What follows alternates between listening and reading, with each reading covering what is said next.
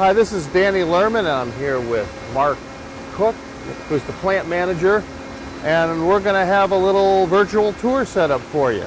We're at the Temper Pass line in South Bend, Indiana, and Mark's going to start describing the beginning of the process. Okay, we have here on the entry conveyor a 60-inch wide, 3/4 inch, 950 grade coil, and our operator Jason's going to start feeding it into the machine. Look at how thick that coil is, and it's also pickled, so there's less friction there, and that's one of the special things set up on this line to hold the pickled coil. It's moving into the uncoiler now.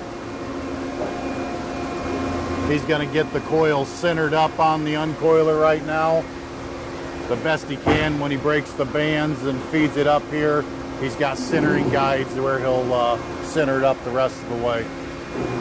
Jason is our operator working at the controls here. You can see he's bringing the OD lap around to the head where he can break the bands and make his bend, bringing the overarm down to secure it.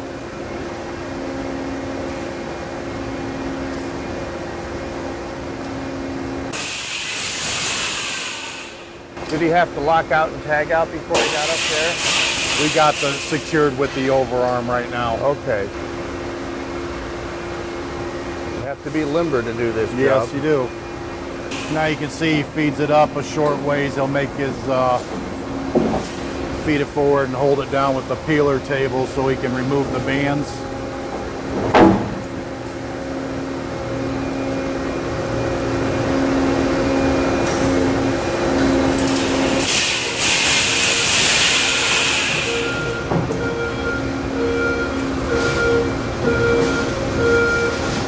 Here Jason's making his first bend.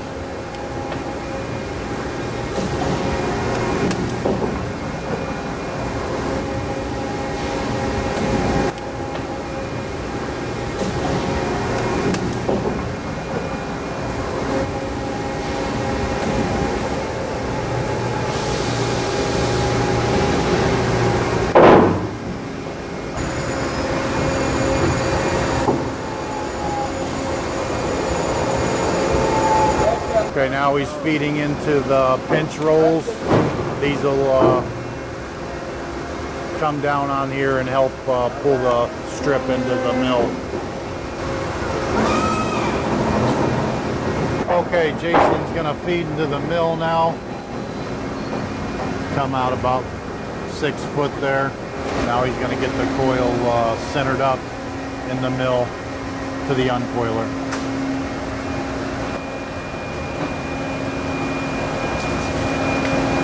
Okay, here Jason's starting to bring the mill down in contact with the strip. He has it centered now. He's bringing the screws down to push against the backups into the work rolls and connect with the strip. And how many rolls are on a Temper Pass machine? You have 2 backup rolls and 2 work rolls. The backup rolls come down into the work rolls. They're both crowned. They come down to hit the center of the strip, which also has a crown from the mill. As you can see now on the strip, the mill's starting to push down, coming into contact with it as it's flattening down. He's bringing his pass line roll down.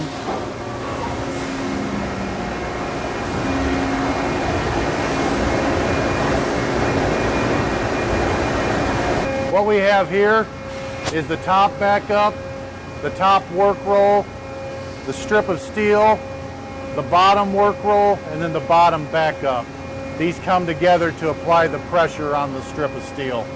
Coming out of the exit side of the mill, the operator's making his settings, hitting it one side harder than the other. He's gonna mic it now to see how much reduction he's taken off of the steel.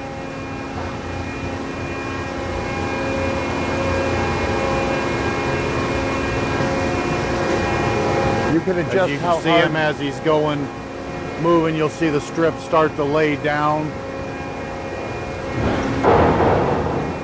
The operator can adjust how hard he hits each side of the steel or the center crown as well. Right.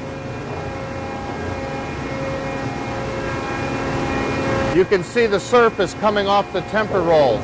It's a almost cold rolled like surface, shinier, nicer, smoother. You can see now as he's made shape and reduction, the strip is starting to lay down flat. Emery is our leveler operator. As you can see here, he's came through the shear, making his initial cut.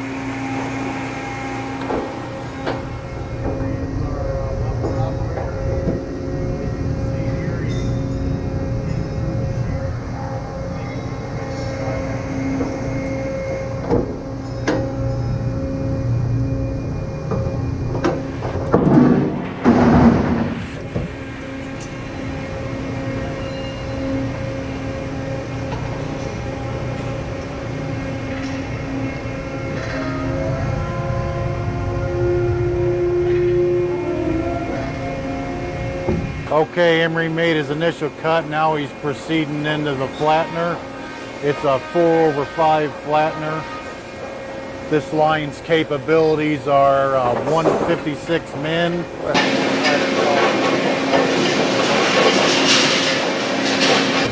Okay, Emery has entered his entry and exit position set points on the flattener.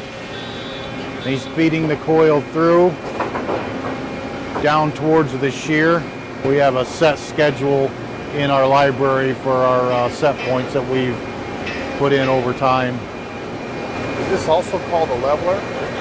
Leveler flattener. Okay. The temper mill got the reduction we needed. The flattener is putting it into the customer flatness spec. It's a lot more tighter tolerance with the flattener than what we can achieve with the temper mill. Temper mill is how we get our stress reduction. That's how we get our memory, reducing the memory on the coil through the temper mill. And now it's going to go from the flattener into the brush unit. Into the brush unit, which we use on hot roll to remove the scale jacket. It breaks up all the loose scale. The vacuum system takes it away into the canisters and then to the shear. What we have here is our 3-row brush unit. Bottom and top brushes. We use it for when we're running hot roll.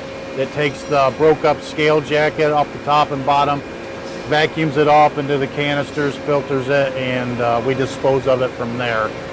We only use that on hot roll products. Okay, we're going to go past the brush unit and go down to the rotary shear now.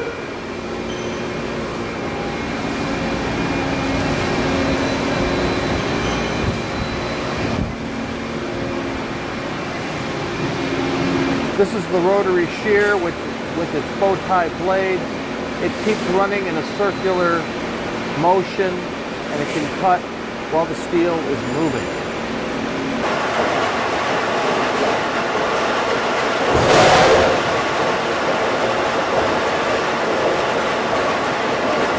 JB's going to come in now and do his length check and his squareness verification. JB's our stacker operator. Visually inspect the stenciling, the surface. So you see the diagonal measurements and they're supposed to be the same. The squareness is right. They'll measure it both ways and divide it by 2 and get their squareness.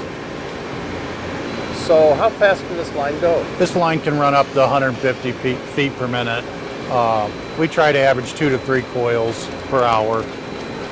So for a heavy gauge coil like this, 15-20 minutes per coil on a 3/4 inch. And let's say a 1/4 inch, how fast does that go? 30-35 minutes.